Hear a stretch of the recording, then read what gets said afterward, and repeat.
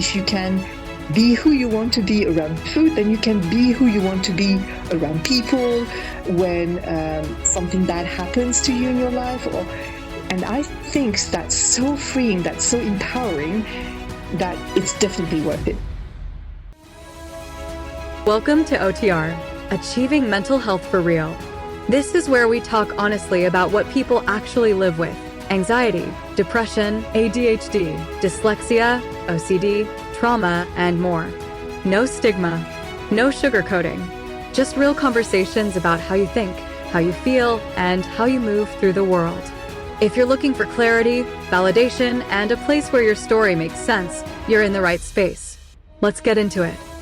This time on OTR, talking with Nadège Saysana, known as the One Bite, Done Coach. Nan works with women who are strong and consistent in the gym but feel out of control with food at night. They train hard, eat well all day, and look disciplined from the outside. Then evening comes, the house gets quiet, and just one bite turns into the whole box. Nan knows that world because she lived it for 30 years. She started binge eating at 16, right after her first diet. She lost weight fast, thought she had fixed herself, and then gained it all back. For decades she lived in the cycle so many people know: disciplined all day, out of control at night, always promising to start over tomorrow. Most of her binges happened after dinner. Kids asleep. Kitchen light on. The moment when the day's pressure finally hits. She believed she lacked discipline. What changed everything was learning that binge eating was never about food. It was about emotions, stress, and the moments before the binge, the part no one teaches us how to navigate. Through coaching and mindset work, she learned to understand what was happening inside her before she reached for food. As she changed how she responded, the urges softened, then became rare, then disappeared. She knew something had truly shifted when COVID hit and people were panic buying food. For the first time in her life, food wasn't running her brain. Today, Nan helps women stop binge eating after dinner and finally feel calm around food. Her approach is simple, kind, and rooted in emotional skill, not rules, not restriction, not white-knuckling. She teaches women how to understand why binges happen, build self-trust instead of strict control, stop at enough and feel done. Nan is a certified life and weight loss coach trained by the Life Coach School and No BS Weight Loss University, and a Havening Techniques practitioner. At 50, she became a bodybuilder and lost 3 dress sizes. She lives in Paris with her husband, 2 bilingual kids, and her cat Eva. This conversation is gentle, steady, and honest. It's about nighttime eating, emotional coping, and the skills that make eating feel natural again. Now, here's Bob with today's show. Hello and welcome to OTR, Nan. How are you? I'm doing really well. Thank you so much for having me today. Could you give a brief introduction? Yes, absolutely. So my name is Nadège Saysana. And so, as you said, I live in Paris. I'm a life coach. I used to be an English teacher and I turned into a life coach. I love what I do, which is to help women, especially women who lift, change their relationship with food. So they're used to eating more than they need, especially in the evening. And I help them first understand what's happening and also change that for the better. So this is really fun. It's a lot of fun. And I work online. I work next to my cat, whom I love. The first question I always ask is about, or actually the second question is about your childhood. First, I'm curious of where you grew up or where you were born as well, and how was your family unit? Right. Great question. Yeah, so I was not born in Paris, but I was born in the suburbs of Paris, which from the outside may seem the same, but it's a very different lifestyle. And what I mean by that is that in the suburbs, it's about the same as in the countryside, which means you need a car to go from one place to the other one. Whereas in Paris, you can travel very easily. You can walk around anything.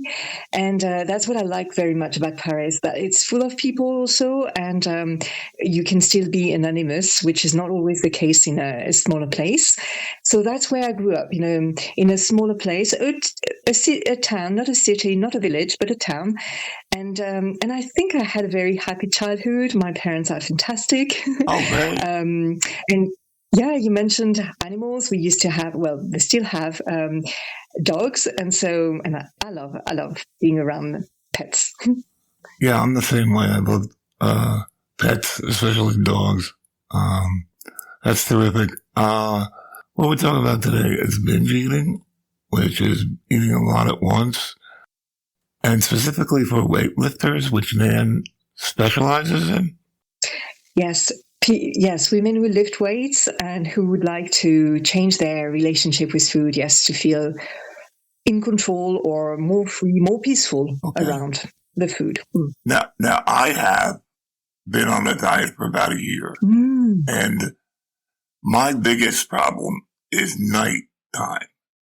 I get really hungry, and I also, sometimes I eat because I'm bored. So, if you start just with a person like myself, what is your best answer on how to do better at night? Such a great question. Yes. So I think that what you mentioned are two different things, which is good to know. So you said you're really hungry at nighttime, and so I wonder if if it's when you say really hungry, is it a very intense hunger, like starvation, and your body really needs and really is telling you that it needs fuel? Or if, because it's nighttime, and because usually at the end of the day we have the time to think about what we're doing and how we're feeling, etc., if it doesn't seem to be really intense, which could be a bit different. So that's one thing that I would check. And the other one, I love your awareness that you tend to eat as you're bored, which is so common. And that's what we call emotional eating. We don't know what to do when we feel a particular emotion. You mentioned bored. And so we cope with this emotion. We try to avoid it, and we turn to food because very often food is available. It's everywhere around us. It's easy to manage food. Sometimes it's more available than a person. If we wanted to call somebody, but they were already busy, then it's easier to turn to food because food is readily available for us. So that would make sense totally. That would be what's happening. What do you think? Well, I've been trying, even though I'm hungry, I've been trying to wait until I don't feel good, like more than hunger, and then eat. But, okay, we're going to go more into this, but I just wanted to ask you started lifting yourself and you became a binge eater yourself. Could you tell me about that? Yes, absolutely. So I also started with the diet. It was when I was very young. I'm now 51, but when I was 16, I think it was around the time when I started, being more conscious of the way I looked, etc., like so many young people. And I thought, if I went on a diet, then I'll look even better. And I think that behind this was that I would then be more accepted. People would look on me more kindly, or I would be more confident, things like that. Even though it was not that aware, I was not that aware at the time, but I think that's what I wanted. And so I went on a diet. I lost the weight I wanted to lose. And then I stopped. And I thought I was done forever and ever. But of course, that's not the way it works. So I went back to my usual eating habits, and I actually gained all the weight back and more. Oh boy. And then that started my, going back and forth between restricting with a diet. I think I needed to change how much I was eating and what food I was eating. And then completely letting it go and going to the other side, the other extreme of the pendulum, and rebelling basically against the restriction and giving myself a free pass to have all the foods that I had forbidden myself to have. So I like to call it, the rubber band. It's just like we restrict a lot, and then we can't take it anymore. The rubber band snaps, and then we go from all or to the nothing Yeah. behavior, and we end up eating much more than we can actually stomach. Okay. And so that's what I've been doing for a lot of time. Okay, the obvious question is then, what do you do? How do you change from binge eating, which quite honestly, I do some binge eat. Like sometimes I get a bag of pretzels, I eat the whole bag. So if you lift weights or you don't lift weights, what would you do to actually curb your appetite at night, especially? Yes, that's such a good question. And I think that so many people are wondering what to do. So the first thing that I would mention is what not to do, what didn't work for me, what doesn't work, unfortunately, in the long run for so many people, which is, first of all, is to avoid the food. And it's because we think that if we have more than one pretzel, but the whole bag, it's because of the pretzel. So if we have no pretzel at home, then we're safe. But that starts a relationship where we fear the food, which is not the best thing, because it's as if we're giving away the power to food. And so long as we don't have the pretzels, or I'm making it up, but whatever food we think is dangerous, we're fine. But as soon as we're in contact with that food, then we don't know how to react. We don't know what to do. And I had this client who was, afraid of popcorn. She would have popcorn regularly, but more than she really wanted to. Mm-hmm. And so she banned popcorn from her house. But the problem is that each time she went to the movies and she got the popcorn, she would finish it all. Yes. Even though that's not what we really wanted. So that's the one thing. When we fear the food, we actually don't learn how to be with the food, which can be a problem. It seems like a solution in the moment, but it actually doesn't help in the long run.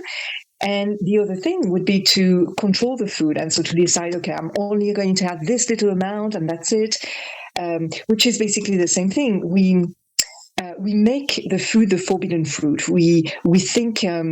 We teach our brain that this food is a problem, but by thinking about this food this way, we make it unique, we make it special. And the brain actually understands, oh, this is special, this is unique. As soon as I can have it, I'll have it all. So I know that for me and for lots of my clients, it doesn't work in the long run, because we keep thinking about the food, even though it's not in our house, even though we don't eat a lot, we keep thinking about it. And I love how you phrased your question. How do we curb our appetite? Which means that it's the body telling you, I need fuel, which is very different from a craving, an urge, a compulsion, a desire, an impulse, however you name it, which is not the body telling you, I need food, but it's more the brain saying, well, I'm bored, I'm upset, and food is going to be the solution for me not to feel this bad. Mm-hmm. So it's very different. But you're talking about appetite. It really depends on how intense is your appetite, because what I don't want is for people to starve themselves, because I know that it can only backfires in the long run. Mm-hmm. So you were saying that you wait until you don't feel good, then you eat. Right. And I think I understand that, it's as if you're waiting for the last minute so that then you give yourself permission to eat. But the problem that I think I see, or at least that I saw with me, was that I was so famished, I was so hungry, that then I was setting myself up for failure or for eating more than I wanted, because I was so hungry. It was difficult for me to control myself, but it was coming from my body really requiring food and letting me know very, very loudly. So maybe what I would advise you to do, and it's for you to practice and see how it works for you, to experiment, because it's a big experiment. But maybe it would be for you to see if allowing yourself to have a little bit of food as soon as you notice the first signs of hunger throughout the day. And it could be very simple, like 3 almonds or a piece of fruit or things like this. Yeah, I do yogurt mostly, with protein and everything. Right. That sounds like a very good idea. And I'd love for you to see if at the end of the day you are not as hungry. And and we're really talking about appetite, as you said, hunger, the sensation, your body telling you, I need fuel. Because we don't want to lose control in the evening. We'd rather, be okay, be satisfied. because I know that I used to be this way, and lots of my clients tell me the same, is that when we eat too much and when we eat more than we want to or we need to in the evening, then not only are we breaking the promise we made to ourselves not to eat too much, but also we end up probably being stuffed, bloated, which means that we're probably not going to sleep well. And also, we're probably also adding a layer of guilt, maybe regret, maybe shame. That's also going to weigh on us on the emotional side. So that's why I would suggest, checking your appetite on a regular basis, not stuffing yourself, not eating a full meal if that's not what you want, but giving your body fuel so that it quiets it curbs your appetite, as you said, in the evening, so that, yes, you still want to eat and you still fuel your body in the evening, but maybe there's not this urgency to fuel yourself. What do you think? Well, I was just reading on your profile that you kind of made up a way to, I don't know if it was to curb the hunger, but to stop, going for food or going for a lot of food. Could you tell us, how did you do it originally? Yes. So I must say that when I did it, I was also thinking at the same time, it's going too slow, it's not fast enough, I must be doing it wrong. So I had all those judgments about me and about it not working somehow. And it took the beginning of COVID for me to realize, when I could see everybody, rushing to the grocery stores to make sure they would have a grocery through this period, which was totally understandable. But I noticed that I wasn't in a rush. I wasn't worried about food anymore. So it took me quite a while to realize that actually I was not behaving the way I used to behave. And how I did it, so it was really a day-by-day, a step-by-step process. And it started with me not changing my behavior, not trying to force myself to change anything, the way I was eating, etc., but just to notice what was happening. So I like to use the analogy of athletes. When they train, they also film. They record the way they train so that they can look at their performance after the facts and see what was working and what they want to tweak for next time to be even better. And so that's really what I was doing. So I was not changing what I was doing, but I was just noticing after the fact. So I remember, for instance, a day when my mother-in-law had given us a big cake, a cake made with matcha. So it was a green cake, basically. And I remember that in the evening, I ate it all. The very same day she gave it to us, nobody wanted to eat it, and I ate it all. And so I couldn't stop myself in the moment, which is very often the case. It happens so fast, and even though you're eating and you don't want to eat, you still notice it and you can't stop. But after the facts, I opened up my laptop. I could have opened up a notebook, it doesn't matter. And I did, like a brain dump, like what we call a thought download. I just emptied my brain and tried to understand what was happening. So there was this matcha cake. The cake was real. And then as we rewind a movie to see something we missed, to see a detail we missed, this is exactly what I did. So I went backwards. I tried to picture myself and what I was thinking with the cake so that I would understand. That's all I did. Okay. And but it was very... Good. Yeah, that sounds good. Good. Yes. And so, right. And so that's how I understood that I was actually seeing this cake as danger. I didn't want the food in my house because, as I said, I was afraid of this food. I knew it was a cake. I didn't want to eat sugar. I didn't want to eat too much flour, etc. And yet I had been gifted this food. And in my mind, it was, well, if you are given a gift, you have to get the gift. And it's food, so you have to eat the food. There's nothing other thing. So I had those thoughts, those kind of rules in my head, and sitting down, going back to what had happened with the cake, helped me understand. And understand doesn't seem like a big change, but actually when you understand, it really teaches you what was going on what's going to probably happen again, because that's not the first time that I was gifted food. It happens every time somebody gives me a chocolate box. So I knew that this incident, this situation was going to be helpful for the next one. And so just being aware, just understanding what had happened, helped me indeed the next time I was given food, and helped me notice this script I had that was, if I'm given a food, the only option that I see for myself is to eat it.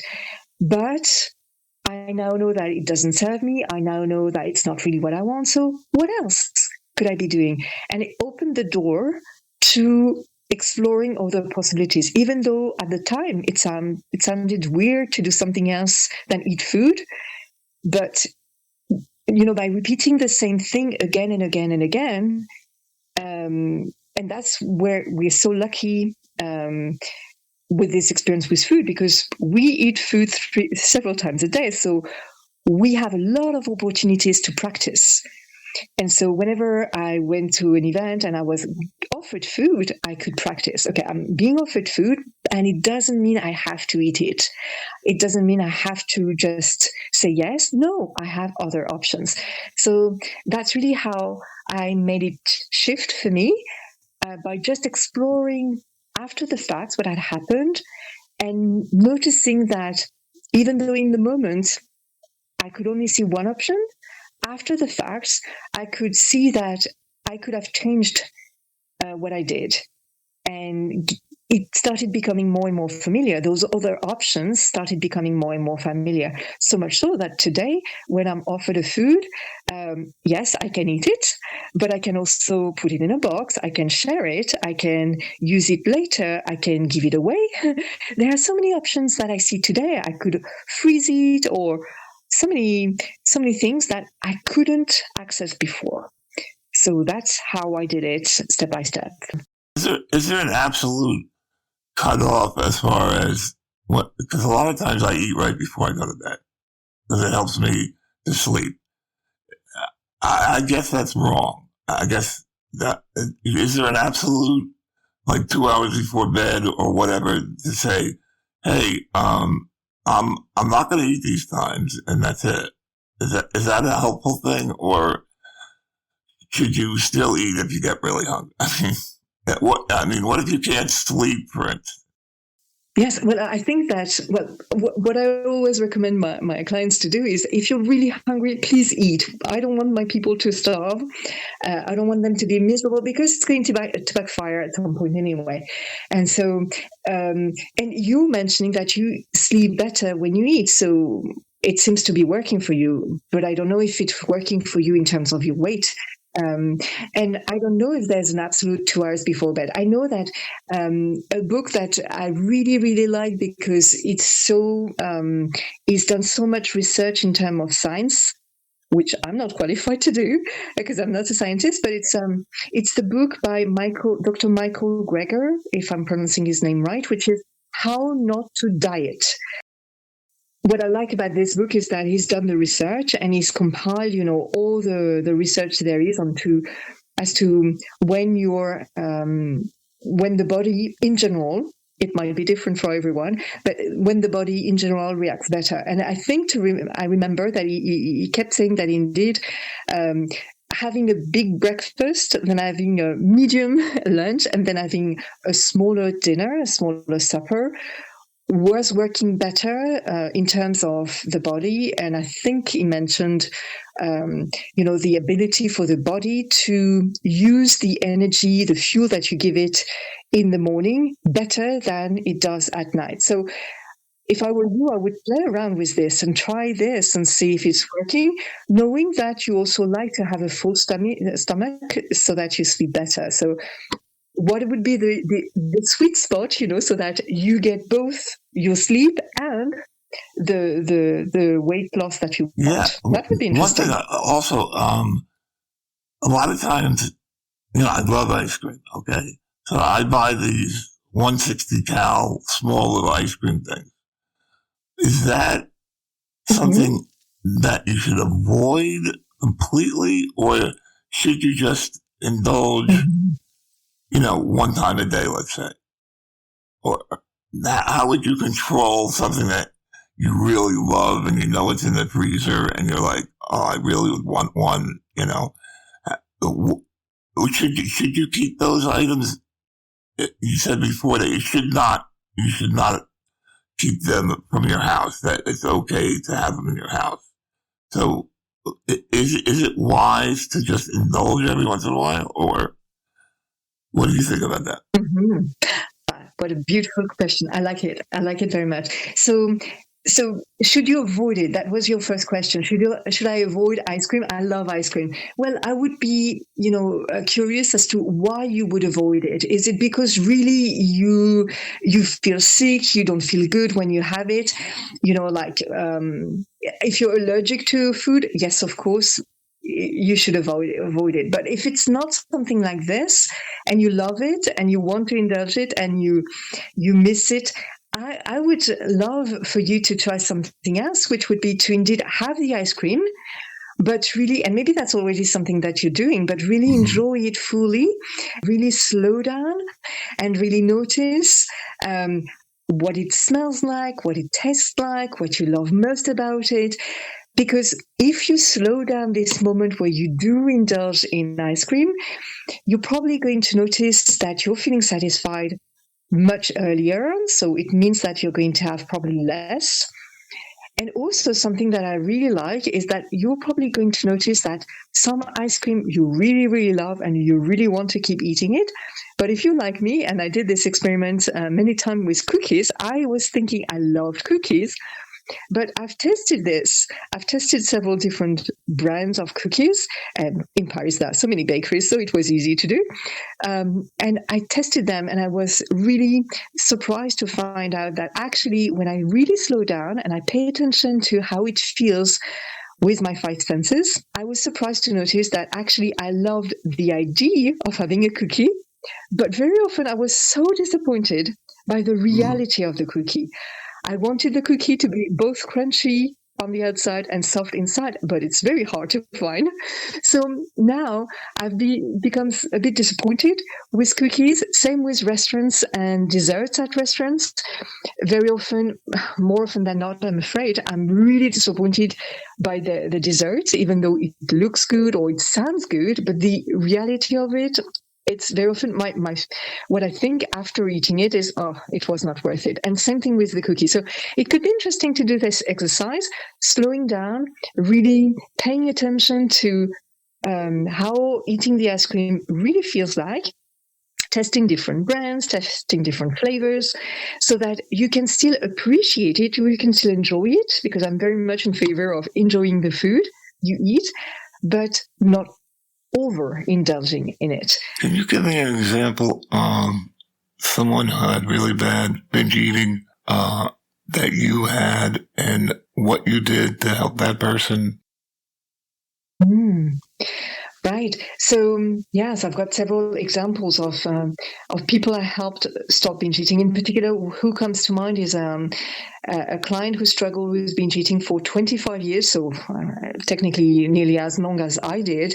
And she really did exactly what we mentioned earlier on. So noticing after the facts that, yes, she had overeaten, she had eaten more than what she wanted.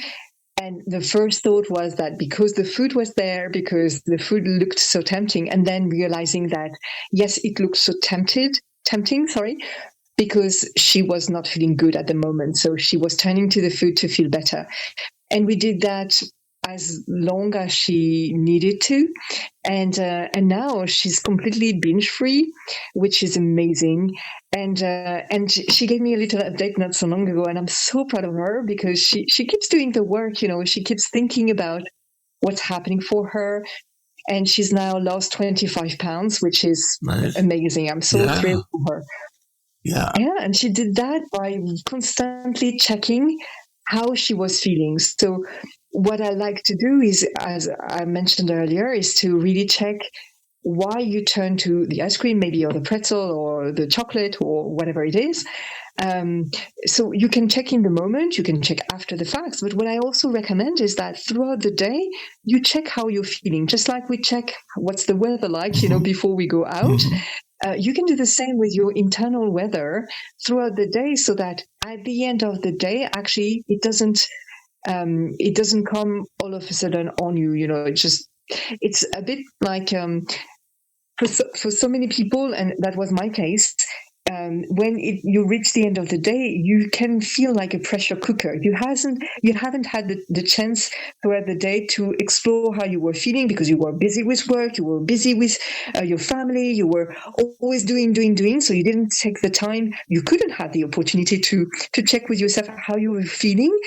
But at the end of the day, when the kids are in bed, when work is done, and when you don't really want to go to bed right now, this is when actually all those emotions that you didn't have the time to think of, they come back. And all of a sudden, you feel the fear, you feel the insecurity, you feel the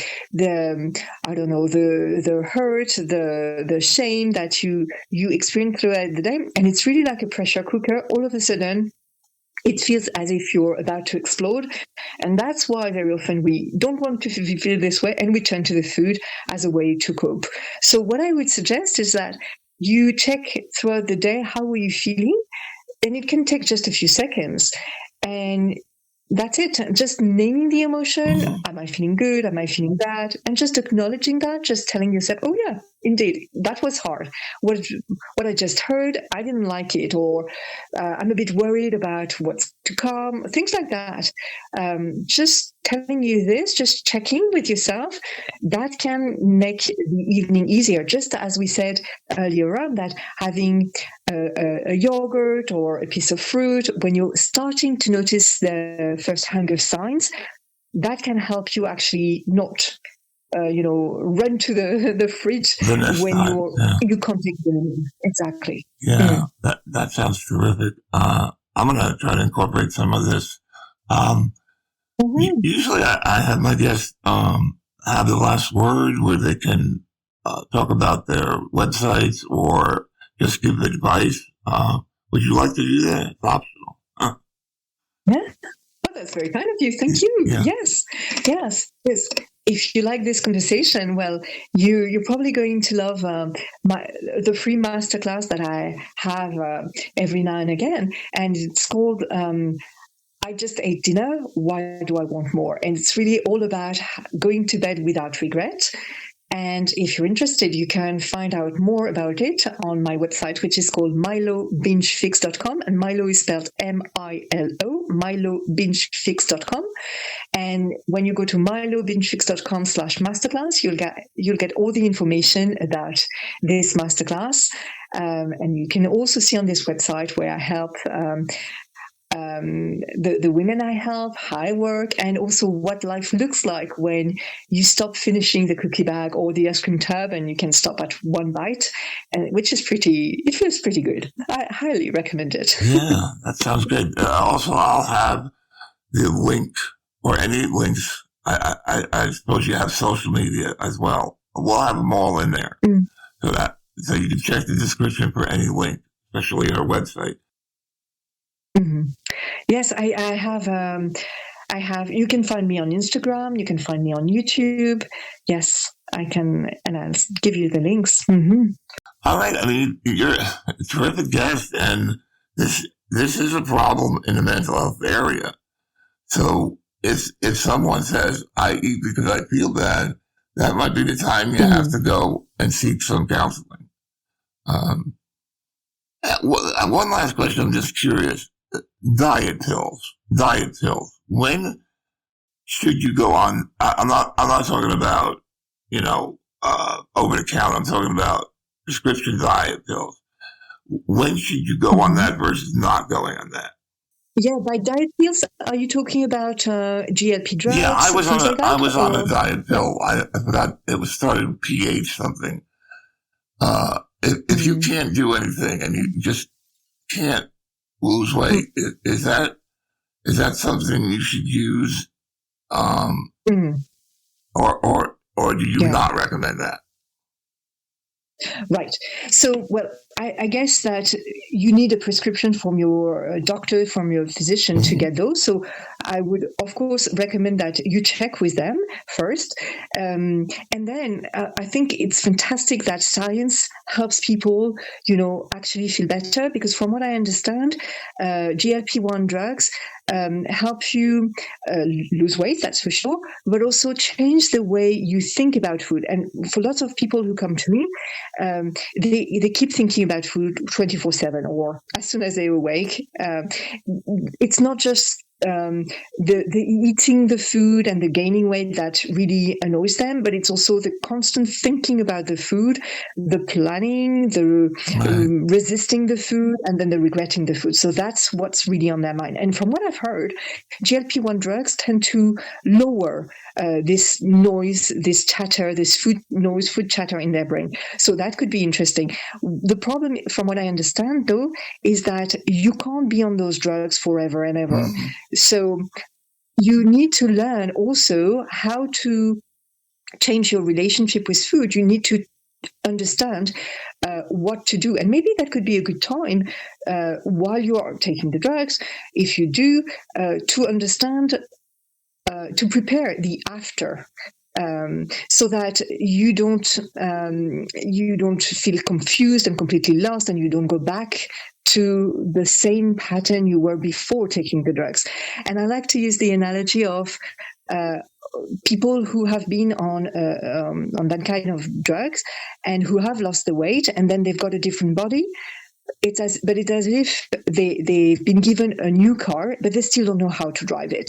So that's what we don't want them to be in this. We don't want them to be in this situation where, yes, sure, their body has shed a tremendous amount of pounds and they feel better, but it's just short-lived because they still don't know what to think and what to feel when they're around food, and they still feel that pull towards the food, or they still feel the panic when they go to a buffet, for instance, or those kind of things. So I think that it's always wonderful to work on yourself and to learn why you turn to the food so that you can change this behavior, whether you're on diet pills, as you said, or not.